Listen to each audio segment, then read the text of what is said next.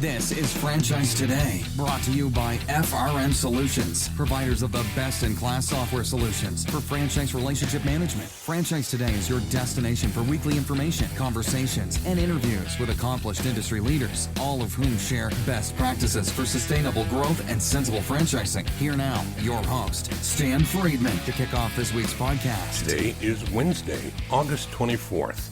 I'm Stan Friedman, and this is Franchise Today. Well, following last week's sprint with Stretch Zone CEO Tony Zaccario, an amazing rising star in franchising, I thought we'd throttle back the pace a bit this week as I chat with Brandon Ezra, founder and CEO of Grand Welcome. That said, Grand Welcome itself is a fast-growing franchise system leveraging the highly fractured $81 billion short-term vacation rental market. With 738 properties nationwide and sales projected at $48 million, Grand Welcome expects to nearly double their 2021 sales of $25 million in 2022. Entrepreneur Magazine has named Grand Welcome a 2022 top new and emerging franchise concept. As travel continues to tick up in this post-COVID era, Grand Welcome is perfectly poised to continue its upward trend as well. To further meet that demand, the company has launched a Tier 1 franchise program which focuses on addressing smaller, quaint destinations and properties often ignored by others in the industry. The integration of their proprietary software, their marketing, and concierge level of overall operations sets Grand Welcome well apart from any competition. I'm back in 2 minutes or less with Grand Welcome founder and CEO Brandon Ezra. Don't go away. Franchise Today will be right back, but first, a word from our sponsors. Hey, franchisors of restaurants, bars, grills, and taverns, and multi-unit franchisees, listen up. This message is for you. Atmosphere TV wants to help you cut costs on overpriced cable TV for your business and either replace it completely or partially if sports programming is essential at your locations. What Atmosphere TV provides are 100% free programming options with more than 50 channels of highly engaging and entertaining programming that is audio optional and guaranteed to please your customers and even increase their average ticket per visit. So here's how it works. Atmosphere hooks you up with an Apple TV HD receiver loaded with more than 50 channels of fully licensed, no cost to you, fun and lifestyle programming. These channels include Chive and Red Bull TV, bloopers, superhuman feats, and an array of viewing options that don't require sound to be enjoyed. And this offer is not just limited to restaurants or bars. No, any business with a TV screen in its waiting room can benefit from Atmosphere's free programming offer as well. So what are you waiting for? Cut the cord on overpriced cable and get Atmosphere TV with its 100% free, engaging, and entertaining programming options. Keep your guests happy while they wait to see you, instead of watching the clock and their wait times. Chiropractors, doctors, dentists, auto repair shops, anyone with TVs in your waiting rooms, jump onto this amazing offer today. And if you text the word franchise to 474747, Atmosphere will waive the $100 setup fee for the Apple TV HD receiver that they'll ship to you as well at no cost. Atmosphere TV, changing the way businesses view television. Find them online at atmosphere.tv, and remember, text franchise to 474747 for the no-charge Apple receiver. Cut the cord and get rid of cable today with Atmosphere TV. Brandon Ezra is a humble guy who likes to fish, ski, surf, and travel. His love for the outdoors turned a small investment into a multi-million-dollar property management company with vacation homes located throughout California, Colorado, Hawaii, Idaho, and Nevada. Brandon started Grand Welcome with a handful of condominiums in Mammoth Lakes and grew his property management company to be one of the largest in that destination. That was the start of a larger vision and the umbrella growth of Grand Welcome. Brandon's story began typical of most mom and pops entering the vacation rental business. No support and little training. But unlike typical small rental property business owners with fewer than 25 properties, Brandon had the tenacity to expand and work through the constantly evolving technology, the market trends, and business growing pains that haunt most first-time business owners. He began designing and developing user-friendly systems that were easily translated to anyone with a desire to expand their existing business or to those completely new to the industry. Brandon Ezra, welcome to Franchise Today. Thanks, Dan. Appreciate the invite. It's great to be here. I'm looking forward to this conversation today, Brandon, because I'm a vacationer and I want to learn more and more about opportunities for me to benefit from services like Grand Welcome. And we're going to take a dive into all of that today, but we'll start first the way we always do. And we'll ask you to help the audience learn, where and when did the franchising bug bite you? Well, my goal's always been to offer a very high quality vacation rental experience to vacationers like yourself. And I knew in order to do that on a wide scale, nationwide and internationally as well, that franchising was the best vehicle to do it. So I'd looked into franchising in the vacation business about 12, 13 years ago, and really it just was not possible. Airbnb and Vrbo didn't really exist. So even if my franchisees, large inventory of properties that they were managing, there was really nowhere to book it. So I moved on and I started acquiring companies and learned the business quite a lot over many years. This has been about 20 years now for me in the same industry. And around about 2015, I decided to start expanding the brand from one location to multiple locations. And I started acquiring many companies. And the acquisition strategy was good. We acquired some great companies and locations, but ultimately it wasn't going to accomplish the goal of building a really strong national brand. For many reasons. And I revisited franchising again 12 years later. And back when I looked at it 12 years later, which was about in 2018, 19, everything had lined up. The big problem I had with Airbnb and Vrbo and getting bookings for the properties was solved. And then I got really excited. And so I guess the franchising bug for me, must have been I'm at least 12, 13, 14 years into that, albeit only about 2.5 years into actually being a franchisor. So Brandon, when you got the idea of franchising, what did you do to get your head around learning about franchising and the intricacies that come with that business model as a way to go to market? So it's a great question. I mean, I met with and hired ultimately probably every franchise consulting group in the industry. I think, you missed me. I missed you, which was obviously in hindsight, being 2020 was a mistake, right? And so I just got as much information as I could. I just did a lot of reading, spoke to a lot of really smart people, just anyone who knew anything about franchising, whether I had to pay for the information or I could just talk to them. I did as much of that as I could. I started attending all the shows and I started to use that information to start building a franchise system based on what I knew about the vacation rental industry and being a vacation rental manager. And and that took about a year and a half, I'd say, and ultimately came up with the system that we currently are using today. Obviously, there's always iterations and improvements, but fundamentally speaking, that's the same system that I came up with at the end of that process. So talk about the process, talk about what it is that is the unique value proposition of your concept. When I go booking for vacation, you call that Vrbo, I call them VRBO, but that's my go-to source for a week-long, 2-week-long trips that I'm going to make and to get into a nice condo or something where I want to be. And why would I want to come here? And what's the delta between what I think is the greatest in the world, which I love, versus what I haven't yet discovered in a concept like yours? Yeah, so you're asking the question as a vacationer, as a Right. guest of the property. And what you would get from a Grand Welcome franchisee who manages these properties is just a very high quality of service. So our average online rating is about a 4.6 out of 5. And for a larger accommodation type business, it's an extremely high rating. That's because we have really great processes in place. We've got incredible franchise partners, the very best in my opinion, just very talented people that care about the properties. Most of them live locally in the areas, and that produces a great experience for the guest like yourself, where you can arrive at a property and things are simply done correctly. And hey, there's always problems. You can arrive at a property, and no matter how well it's looked after, there can be issues. And that's where Grand Welcome helps to come in, where we help provide 24/7 guest services that our franchisees can opt in for. And we make sure that any guest challenge is dealt with immediately and to the highest possible standard. End result is whatever happens during your trip, you should leave very happy. So my experience as a vacationer is one of 3 or 4 buckets that I think, and correct me if I'm wrong, but I look at the franchisee, the franchisor, the vacationer, property managers. So I'm hearing here is that if I booked through Grand Welcome, I'm dealing with a franchisee who probably owns the property or just manages the property that I'm staying at, or could it be both? Well, first of all, you can book through Airbnb, VRBO,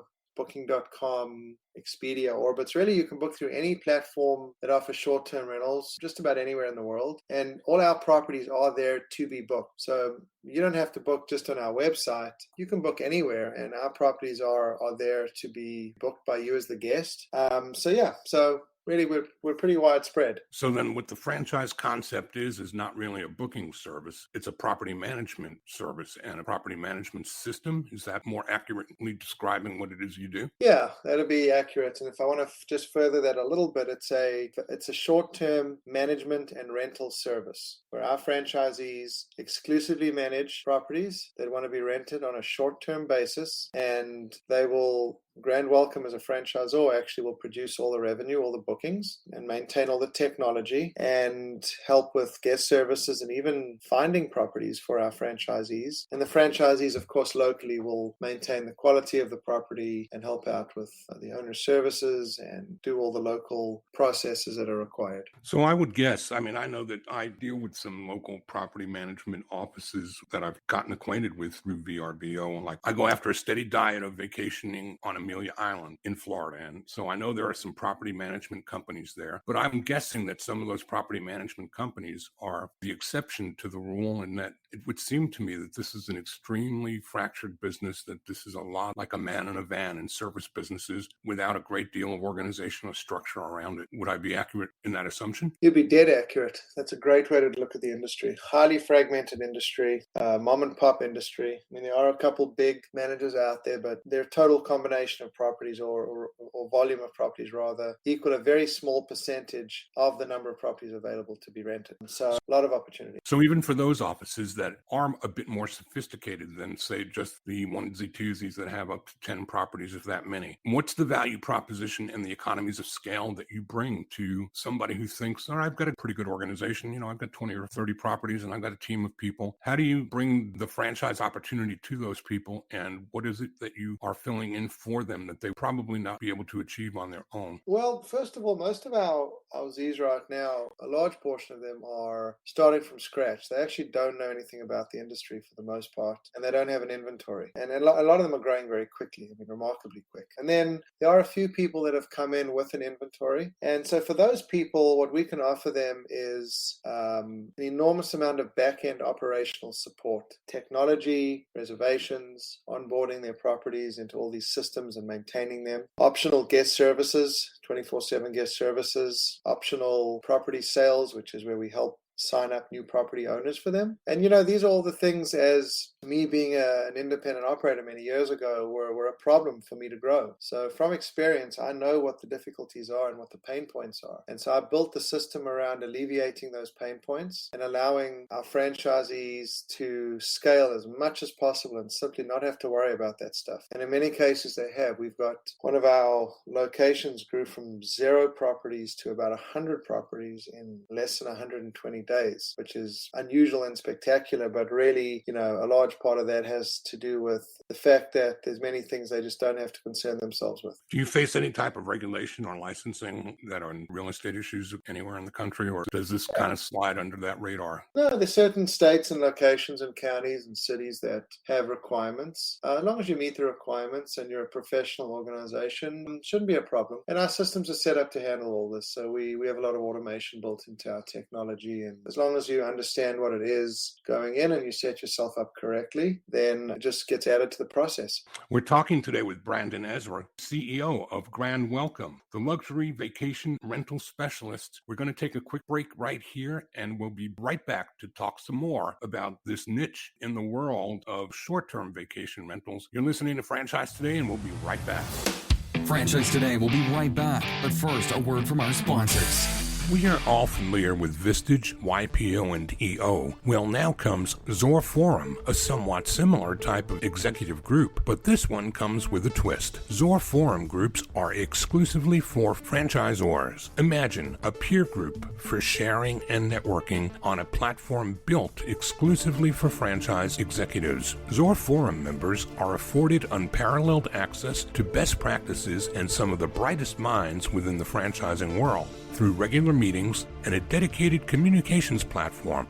In this post-COVID world, a franchise-specific mastermind or peer group is an endeavor worth making time for. Zor Forum groups of 6 to 10 will bring leaders together that are in similar situations, but with exclusivity in terms of their competitive sets, so that each can openly help others benefit from their respective knowledge, perspective, and experience with no fear of competitive loss. Network, learn, strategize, and remain motivated along your journey. Join a peer group, not just any peer group. Join the only one designed for emerging franchisors. Join Zor Forum. Learn more at zorforum.com. That's www.zorforum.com. And my conversation continues today with Brandon Ezra, CEO of the Grand Welcome Luxury Vacation Rentals. And Brandon, I'm curious, if I'm you and I'm out there and looking for franchisees, what's the profile of somebody that would really fit well into a business like this, given that you've already mentioned on the other side of the break that most of your franchisees don't come from a property management or a real estate background. So where would they come from? We've actually got more than 50% of our franchisees are ex-service. And obviously, we thank them for their service, and they're wonderful partners to work with. But that's certainly not required. I mean, anyone that has a hunger and an intention to grow an organization for themselves is collaborative, highly collaborative, and is looking for the help to do it would be someone that would work for us. You know, a lot of hard work and a lot of collaboration gets some pretty amazing things done. And that's really the main criteria. You know, having sales experience, sure, that can be a benefit, but then also having operational experience is great as well, because you need both of those things to run a business. So really for us, it's more of an individual assessment. And as long as the people we're working with are honest, collaborative, and ambitious, then we are very interested in working with them. What's a day in the life of one of your franchisees look like? A day in the life would be logging into their software system that we supply them in the morning, just take a look at their bookings and the activity for the day, getting up, I'm sure having a cup of coffee, and jumping into communicating with vendors, cleaning vendors and maintenance vendors, getting things moving along for the day. Afterwards, working on sales, talking with property owners, looking to sign up new properties. And that's predominantly what the day looks like. As I mentioned before, technology is not their challenge. They don't have to worry about it. They don't have to worry about getting bookings for the properties. We handle all of that. Optionally speaking, they don't have to worry about guest services, at least the guest services that can be accomplished on the phone. And we'll also help with sales to a large degree. So that'll be an average day. And the franchisees are or are not investors? Are there some that actually buy and own properties that they are managing as well, or is that not part of the business offering? It's not a part of what we offer, but certainly if they have vacation or so rather short-term rental properties they want to put into their system, they can. We do not collect royalties on those. So our goal is to support our franchisee partners, and one of the ways in which we do that is we certainly do not penalize them for putting their personal properties into their system. So they are buying territory as a franchisee. That's probably zip code or county. I don't know how you do what you do in terms of mapping, but they have a protected territory that is theirs to work with property management relationships with owners and vendors and real estate people, or people can book anywhere in the country through the services, the booking services. That's the part I had a hard time getting my head around. Sure. Happy to clarify. So the territory can be defined in any way, right? It can be city, county, it can just be a drawn on a map, depending on where the short-term rental location should be. And then, and it's an exclusive territory, of course. So everything within inside those boundaries only belong to that franchisee, period, through our company. And then secondly, once the properties are signed up and we put them into our software, our software will distribute those properties right across the globe, everywhere. And then people can book those properties through all these different platforms. Go on to Orbit, so they can go on to Verbo or Airbnb and a whole bunch of other different places. We're actually partnered with Wyndham as well, and we're a part of the Wyndham system, which is a very difficult system to get into. And so, yeah, it's pretty automated. It's actually kind of neat how it works. Very well put together. So when I look on a map at my hometown and see all of Atlanta sold out in Blue Ridge, Georgia, which I'm sure is a great opportunity for short-term rentals, how many franchisees does that represent? Atlanta right now, we have one franchisee, which has a piece of Atlanta. There are still portions of Atlanta available moving forward. And then Blue Ridge, I believe that's also one franchisee, but it's made up of 3 territories. So we have one franchisee, Stephen Brown, who actually won Franchisee of the Year last year with the IFA, which was kind of cool, first year in business. And he's grown very quickly. So he bought one territory in Nashville. He purchased Austin from us, from corporate. And then he bought 3 more territories. So that's pretty much a passive investment, is what it sounds like to me, that you don't need to be in your territory every day. Well, you'd have to make investment into the people required to run the territories. Right. And like any other business that has multiple locations, it's more complex, and you'd have to really make sure you can manage it remotely. But you don't have to be there all the time. You can parachute in, do what you got to do, and kind of get out. As long as the staffing you have locally are well trained and capable, you'll be in good shape. What about staffing, Brandon? How has the post-pandemic disappearance of labor in the workforce impacted your business, if any? Tougher to find people to do really cleaning and maintenance mainly. Prices have gone up. The charge per hour for these folks have gone up. And they're all very talented people, and we certainly want to support them as much as we can, but it's certainly been a bit more difficult. But Stan, if you focus on quality and you build an organization that has a strong foundation, you attract great people, and we attract great people. So it hasn't been a huge problem for us. People want to work here. We have an exceptionally low turnover rate with our associates, and we treat people well, and we're honest with them, and we're transparent. Over time, that builds up a good culture, and a good culture will help companies get through tough times. Speaking of tough times, with a recession pending, how does that economy impact your business? There are certain sectors that even in rough times are a little bit immune to this kind of recession or an inflationary economy, especially when you're in high end. Does it go flat for you at all, or do you kind of push right through? Interestingly enough, so a couple thoughts on that. The first one would be people really like to vacation. And so I purchased my first company rather, back in 2007, late 2007. And I'm sure you know what happened just after that. We all know that. We all know that. And we always did well. And, I never lost money. I made money every year I was in business. 2008, 9, 10, 11, 12. And as we progressed, and all that happened is people just, spent a little less or maybe didn't come for as long, but our revenue didn't drop a whole lot. So I've been through that with not a crazy amount of impact to the business at the time. I think what you'll see is a little softening of the revenue. The revenue should go down a bit, but I don't predict, at least as far as what we do, anything catastrophic, anything even close to that. I think it's just going to get a little soft perhaps. You get a little bit more creative in how you produce the revenue, and as long as you're responsive to the environment, I don't see any real problem for us moving forward.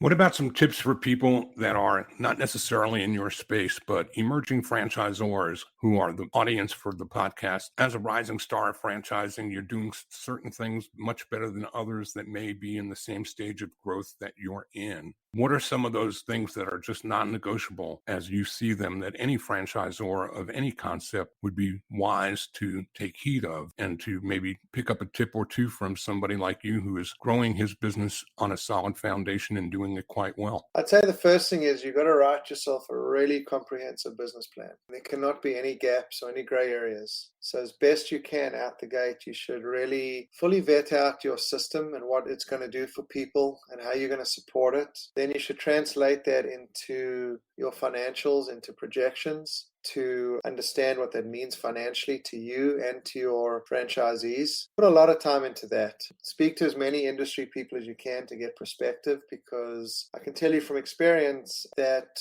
it's a lot tougher than you think it is. Some people, I think, maybe even myself, I'd say, kind of looked at franchising as maybe pushing the easy button, so to speak, as opposed to growing a large corporate type of enterprise, and it's certainly not that, right? Lean on as many experienced and tenured franchisors as you can possibly talk with and have support you. So yeah, I think that would be my advice. And if it doesn't feel right, or the numbers don't stack up, or your business model doesn't work, just don't do it, because it's probably going to be tougher than you think. So on paper, at least on paper, it should look pretty good. Do you recommend any books that would be taken from your personal library that you would share out with franchisors to be certain that they've checked the buckets on reading those? The book I'd recommend highly, which is not necessarily franchise specific, but many franchisors use the system to run their business, and it's called EOS. The book is called Traction. It's by Gino Wickman. Know the book well. Yeah. And I certainly agree with you that that is a must read. It's a must read, and maybe more importantly, a must implement. Implement that into your company and the technology tools that help support that. And what it does is it helps run the actual business process for you, regardless of the business you're in, but it does lend itself very well to franchising. And that's been a big deal for us. We're coming around the final turn here, Brandon. Before we get to the place where I ask for contact info for others to be able to find you again, are there any questions that you wished I might have asked and didn't? I think your questions have been great. Where we think we're going to go as a company and why and how, I'd be happy to answer that if you'd like to know the answer to that. Fire away. Okay, great. So the goal for the business, the system is always to be an international brand, to offer the high quality we currently offer in as many locations as possible. We initially had a 3-tier system, which probably got us about 50% of the locations in the US based upon the size of the territory. But our vision for the company is to grow an international brand worldwide.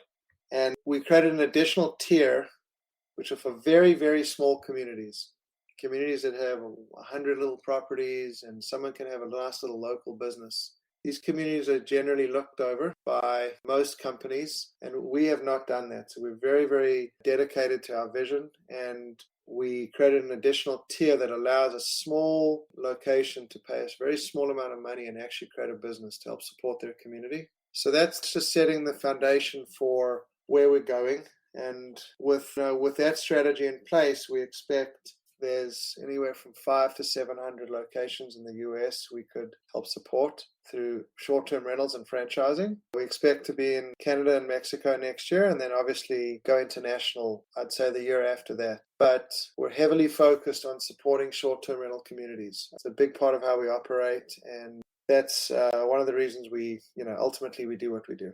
Well, Brandon, how about some contact info so others can find you and learn more and perhaps come to a discovery day? Yeah, absolutely. Well, great. So contact info for myself personally would be, a phone number is 818-672-5096. And then if you'd like to jump right into the franchise process, 1-888-870-0102, or maybe the easiest way of all is just go to grandwelcomefranchise.com. Well, it's been an absolute pleasure learning about your business and at least getting my head straight now and understanding what a cottage industry it is that you're building. And I wish you nothing but the best and look forward to keeping an eye on your progress and getting back in touch with my good friend, Kevin Drudge, who's probably going to help make you and himself just a little bit of money helping others do the same. Brandon Ezra, CEO of Grand Welcome, thanks for being here with us on Franchise Today. It's a privilege, Stan. I appreciate the time. All the best, my man. Thank you very much.